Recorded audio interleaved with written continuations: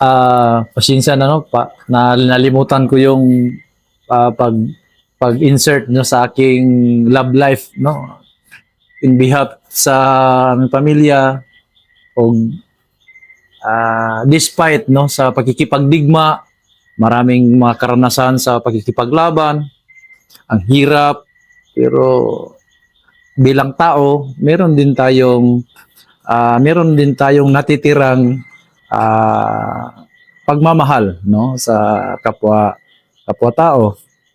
Kaya pero iba yung relationship na ini-establish dito sa Kilusan. Kasi yung personal na interest namin hindi siya mangingibabaw, no? Siya yung nasa baba, yung mangingibabaw, yung prinsipyo namin na pangkabuuan. Kaya yung personal namin hindi naman nag-stricto yung partido sa pakikipagrelasyon sa mga kapwa namin ng mga manggugubat at saka mga commander ng NPA kahit man masa. Hindi man stricto yung partido na hindi pwede makikipag relasyon sa hanay ng masa basta pasok sa mga requisitos, no? Meron mga requisitos, merong mga requisites na kailangang susundin kasi yan yung Bible namin, sir, eh. Yan yung aming mga prinsipyo, guidance, giya namin para sa pakikipagrelasyon. Kaya nung yung aking na karelasyon, sir, hanggang na nagkasal kami sa loob ng Kilusan, mas una pa man siya sa akin nagsampa, no, na pumasok sa Kilusan. Kanyang tatay rin, no, katulad din sa akin na isang bayani rin. Namatay sa isang labanan. No, isang kadre ng region sa Far South din ang kanyang tatay. Sa kalauna, namatay rin ang kanyang nanay sa isang labanan rin, sa isang raid. No, dalawa sila, no, sa kanyang magulang na ubos lahat yung magulang niya namatay. Doon nagkita kami kasi parang binubugkos, no, kung ano pa sa Bisaya, sir, binubugkos yung aming mga pananaw, yung aming pagmamahalan sa despite sa nilulunsad namin na nakikipaglaban kami sa gobyerno.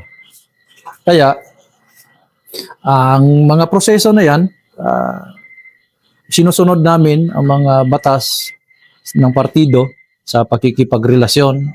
Kaya yun, no, na aprubahan ng committee, ng aming larangang committee o sa aming larangang gerilya na pwede kaming pumasok sa isang relasyon sa gabay ng Partido Komunista. Yun, no? 2013, kasintahan kami, niligawan ko siya, parang ganyan yung meron ring mga pangyayaring panliligaw, pero political yung nangingibabaw, hindi yung personal. No? Kasi na-I love you ako sa kanya kasi sa kanyang mga gawi, sa gawaing pang-medical, gawaing masa, sa gawaing politiko-militar na gawain. Yun yung mga basihan, yung mga Pagkatapos noon, kinasal kami, mga 1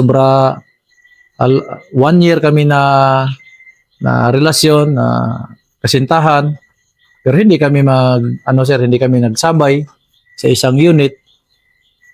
Meron lang kaming mga plano na i-program, specific yung program namin. Nire-rehistro namin yan sa aming committee. Appeal yan doon sa pinag-uusapan sa mga plenum. Regular na yung assessment sa aming relasyon, pag-evaluation. Yun sir, detalyado, i-detalye talaga. I-detalye talaga yung ano nang pag-uusapan nyo, saang level na kayo nag-uusap. Parang ganyan, sir. Lahat ng member o hindi naman? Hindi naman lahat yung ng kayo lang members, na nasa taas? Yung mga naalang sa yung sa taas, yung sa committee lang, Mm. parang ganyan. Pag-quorum sila, pwede magtanong sila sa among level na kayo. Mag-assessment man, i-assess man yung level ng relasyon namin. Mm. Ano yung mga troubleshoot o ano yung mga hidwaan, mga problema, i-ayos. Parang ganyan yung yung kultura namin sa pagpasok sa relasyon. Mm. Yun, naaprubahan ng partido yung aming sinumite naming dalawa na nag-raise na kami na pwede na po kaming magpakasal o kung papayag ang partido. Sabi ng partido sa amin, sa aming committee, wala namang basihan, wala kaming basis na parang pugnan, sir, no? Parang pigilan yung aming plano na magpakasal. Kita man nila ang aming mga potensyalidad, yun, kinasal kami 2014. No? Pagkatapos noon, ilang panahon lang, rin kami, naghiwalay kami sa isang unit kasi yung designation niya is bilang regional medic ng Far South Mindanao region. Doon siya, no, mag-iikot siya sa buong mga sub-region, no, sa buong unit ng Far South. Doon sila kung saan sila papasok.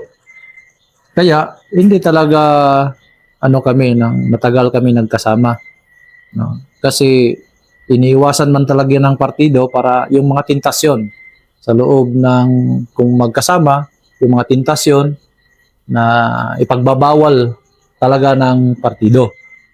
No? Kaya pagka kasal namin, mga ilang buwan, nabuntis siya, yun, no? Buntis siya doon sa loob, doon siya sa Sarangani, ako dito ko sa Davao del Sur, Cotabato.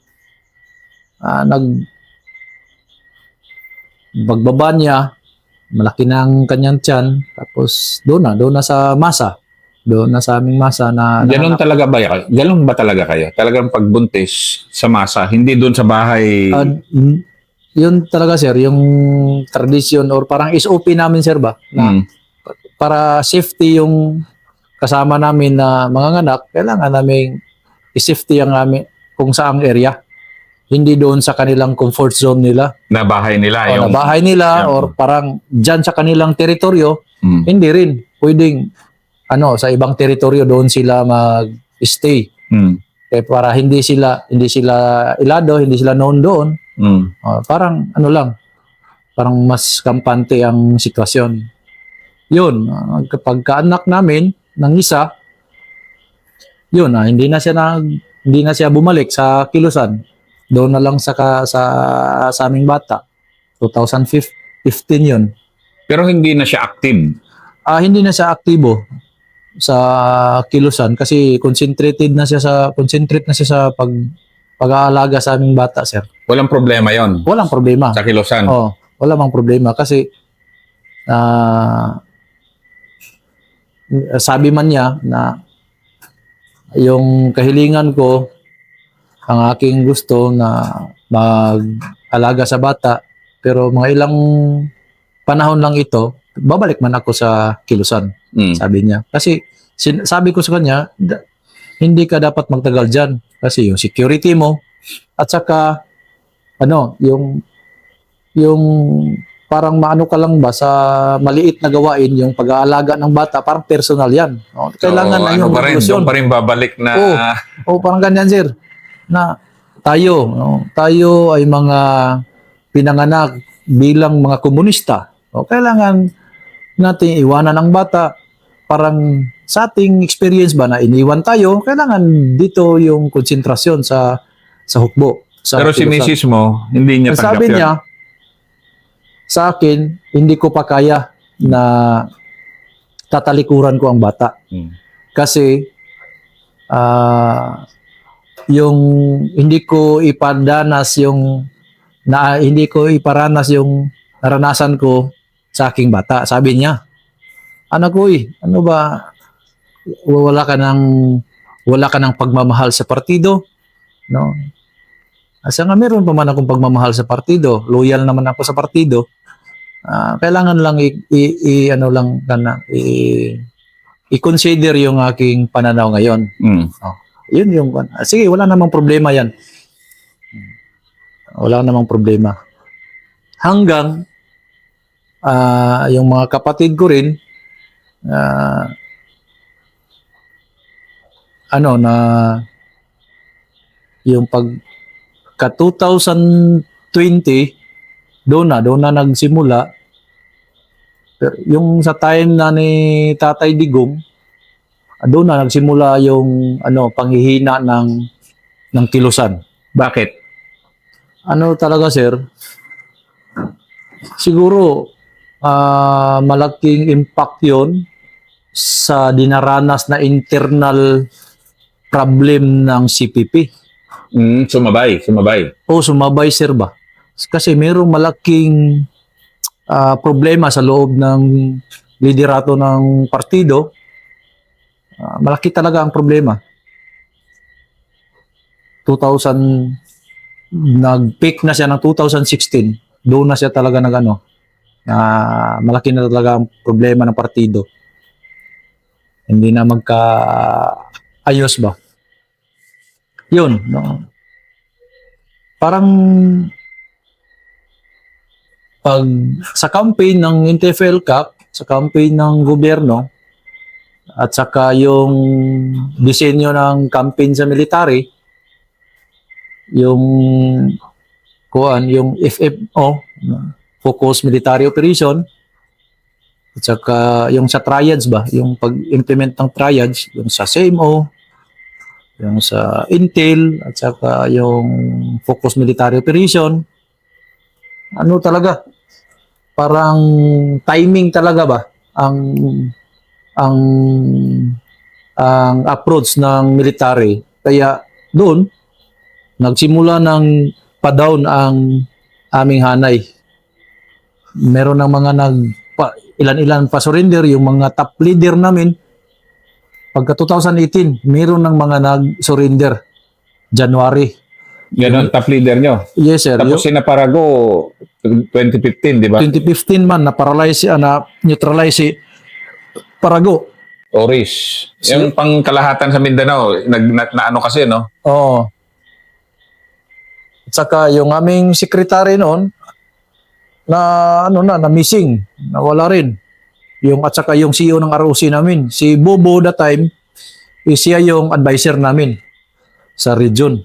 Pero hindi na siya secretary. Yung secretary namin yung si Bagir, yung si Al, yung babae. At saka mag-asawa sila. Yung CEO ng ROC, si Jamjam, siya yung CEO ng ROC, vice ako. Nawala rin silang dalawa, 2018. Tapos, surrender yung isang top leader namin, yung deputy secretary ng region. Siya yung spokesperson ng NDF namin, si Noel Gaspi. Yun. Sunod-sunod yung mga trahedya. Nawala ang aming kalihim, nawala ang aming CEO ng region, ROC. So, surrender ang aming deputy secretary. At the same time, siya yung spokesperson ng NDF para South Mindanao. Yun, ang mga mangyayari. Surrender si Dong, doon sa 71, siya yung secretary ng SRC Tala. Surrender din sila Kokoy. Ba't ibang pang mga matataas na mga leader ng Par South. At saka dito rin sa SMRC. Surrender rin sila ni Bobby Rositi. Pagka taon 2020, dito na, marami na rin mga nanurinder. Dito sa area mo na? O lahat-lahat na? Lahat-lahat na. Hindi lang sa amin. Dito sa amin, sa 2020, wala nang nag-surrender na mga regional cadre. 19, wala pa. Pagka 2020, doon na. Pero ako, personally, meron na rin akong sariling assessment na kasi makikita, ma-absorb ko man yung hidwaan ng national pagdating dito sa isla ng Mindanao. Yung sir ba, yung hidwaan sa Committee Central. May ganun din. Yes, sir. Ramdam na ramdam nyo na rin dito. Naramdaman ko na rin, sir, kasi si Bobo, hindi niya kaya i-close ba, i-disclose yung information. Ma-lost talk siya sa mga plenum, iyang maano sir, ma-share niya. Ito yung mga doon sa Committee Central, ganito, ganyan. Ganyan, sir ba? Wala nang kaya pala ito yung nangyayari ng buong revolusyon. Parang ganyan. Makikita naman talaga na parang hindi na solido, no, yung unity nila, tsaka yung paano i-resolbahin ng mga problemang internal ng partido. Parang ganyan. Kaya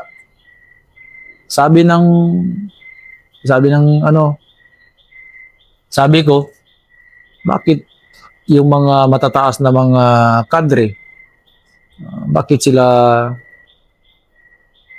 nawawalan ng pag-asa? Wala na bang pag-asa na kailangan na aayusin ang internal na problema sa organisasyon? Parang ganyan, sir ba? Sabi ko, baka maayos rin ito balang araw. Nag-ano ka pa rin? Oo, sir. Umasa ka pa rin? Oo, umasa pa rin ako. Hanggang nakita ko na talaga nga parang hindi nagid. Parang hindi na makakaya ito. Sabi ko, mauubusan lang tayo ng maraming buhay dito. Wala pa ring pagbabago.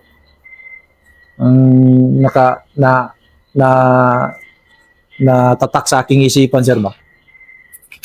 No? Sayang ang mga bayani ng hukbo. Sayang ang buhay ng masa. Sayang ang buhay ng sundalo. Parang ganyan na, sir. Yung nag-ano ka na? Sa aking utak, sir. Marami na akong kinukonsidera, sir ba? Yung pamilya ko, yung pamilya ng mga kasama ko. Parang naawa na talaga ako, sir. Pero dati, sabi mo, wala kang kwan din. Talagang charge to experience lang yung mga una mo. Pero ngayon, sir, ano ka na, lumalambot ka na. Lumalambot na ako, sir. Kasi pag ng kuya ko, saka yung misis ko, pag surrender nila, tinawagan ako ng kuya ko, nag-surrender. Kasi nag-plenum yan me at the time. Nag-plenum kami sa RHQ ng Far South. Siya nga, ito na yung pinili kong daan. Nagsuko na ako sa Scout Ranger, 2nd Scout Ranger Battalion siya nag-surrender. Ganun ba? O yung kuya ko. Baka kay Colonel Agoncillo pa, kaibigan ko. Dito sa Santa Cruz, sir? Oo. Diyan. Sabi niya, ito na yung pinipili ko. Nakikita mo naman ang lahat ng problema dyan sa organisasyon natin. Maubusan lang tayo ng lakas. Maraming buhay ang masisira, sabi niya. Pero ko, sir, nag-counter pa rin ako. Ano pa rin, ha? Oo, mag-counter ako, sir ba? Hindi pa ito, tol. Makakaya pa ito. Sige lang. Sabi ko sa kanya, sige, pinili mo yan, wala akong magawa. Sabi ko sa kanya. Yeah. Samtang ako, sir, nag-balanse din ako, nag-balanse. Pagkatapos ng bombing doon sa amin, yung airstrike namin, doon na talaga, sabi ko,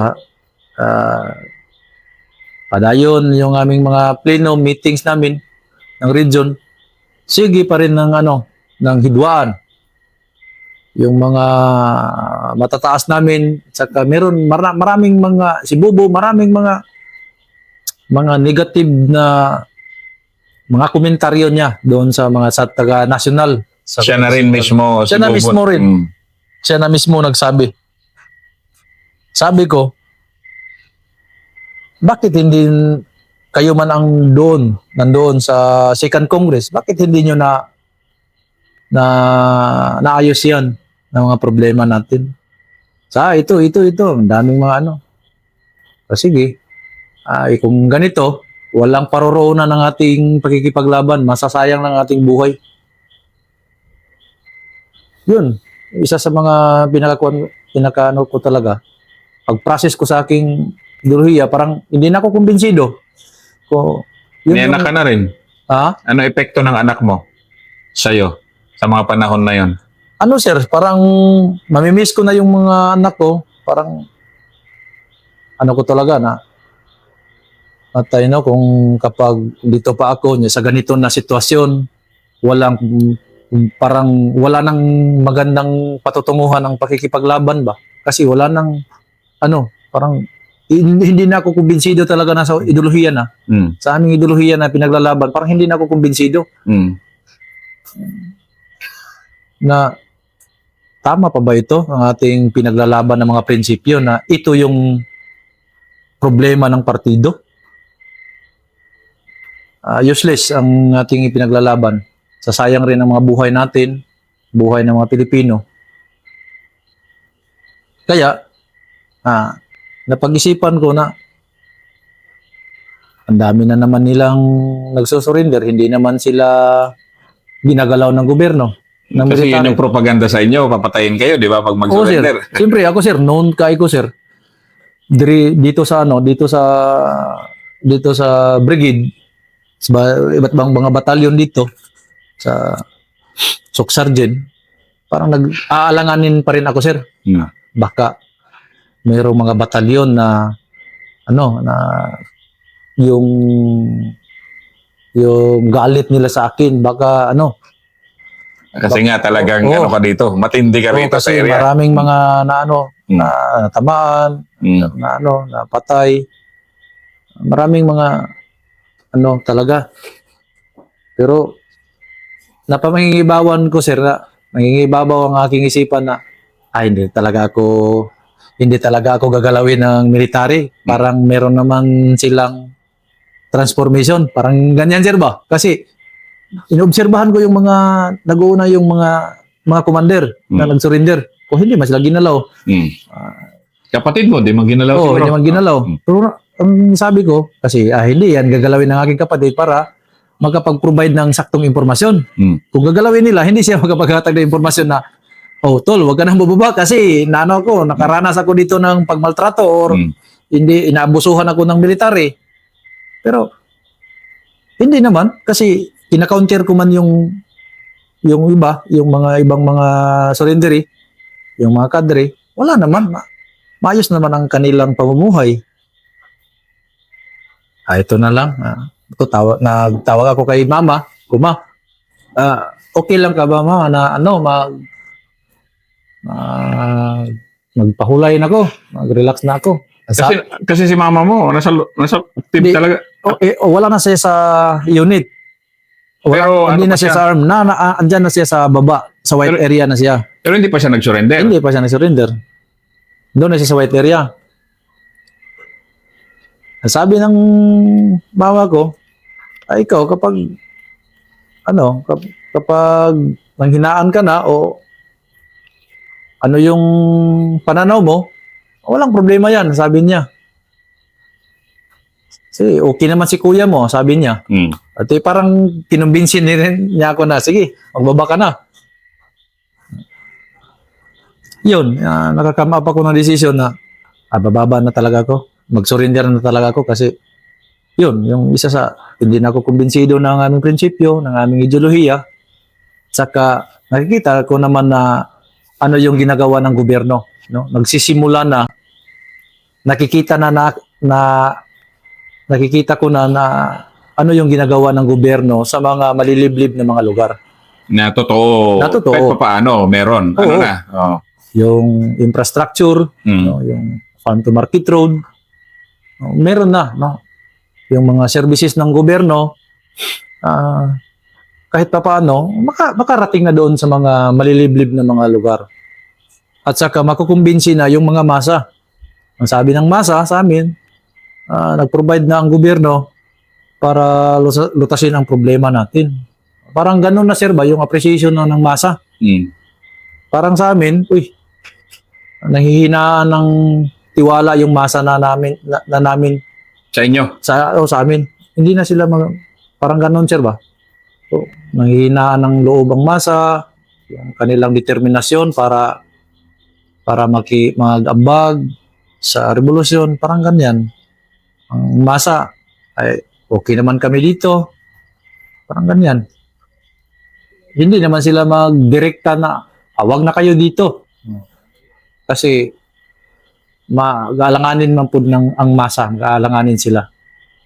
Kaya, napagtanto ko na, ito na yung pinaka magandang solusyon na bumaba na ako para sa aking pamilya. Para sa aking pamilya na. Para sa aking pamilya. At dito,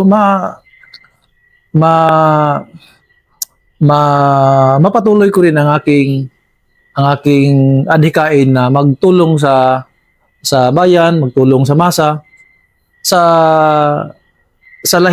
ibang paraan, hindi yung sa armed struggle. Yun yung isa sa mga na-assist ko sa aking sarili. Kaya, nagdesisyon na ako, baba na talaga ako.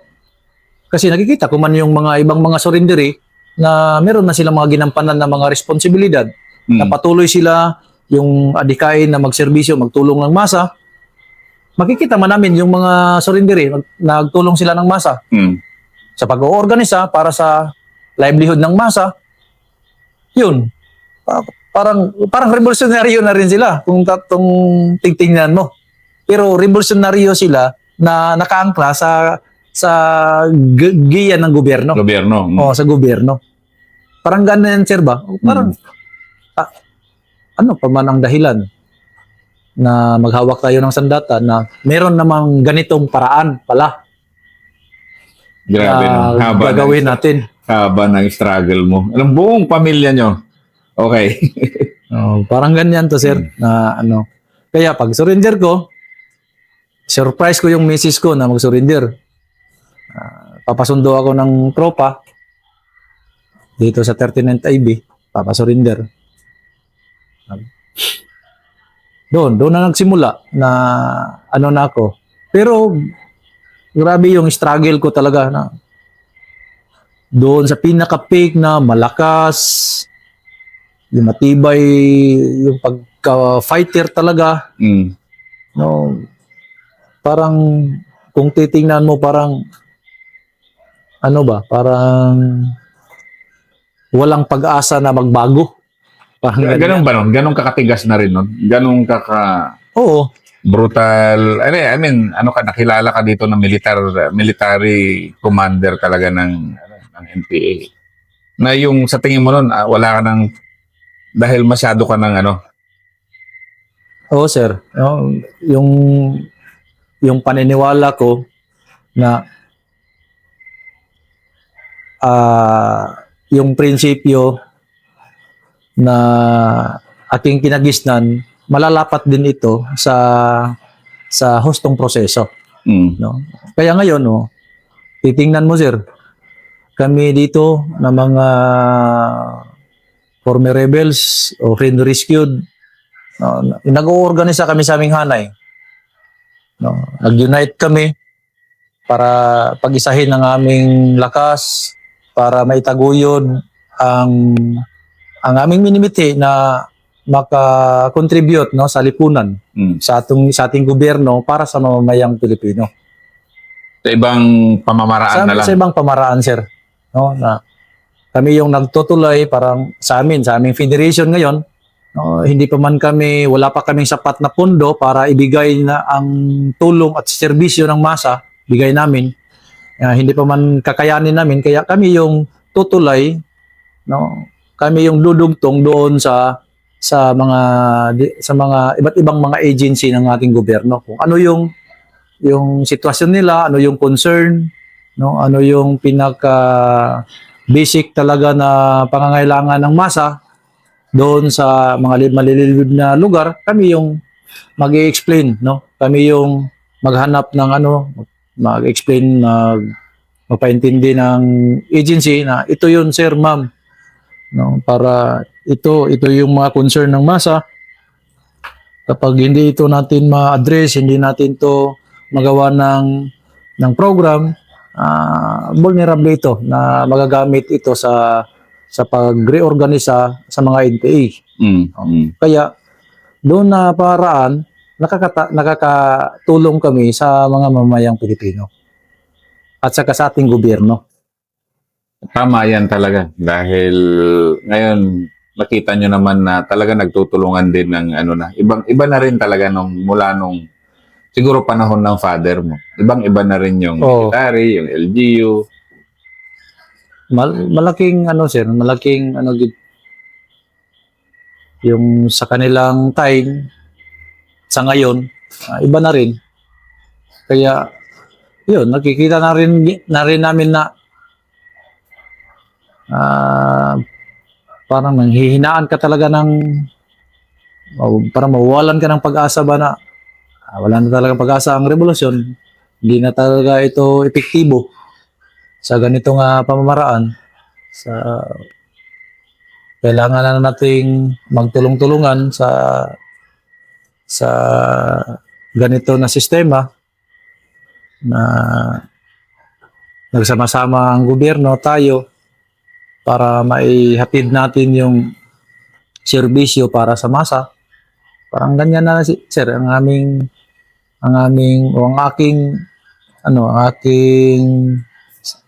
nasa isip ganyan na. Kumusta ang pamilya mo ngayon? Sa ngayon sir, okay naman yung family ko. Medyo yung mga magkakapatid ko kasi doon na po sa kanilang mga pamilya. Ako, dito na rin ako sa aking pamilya.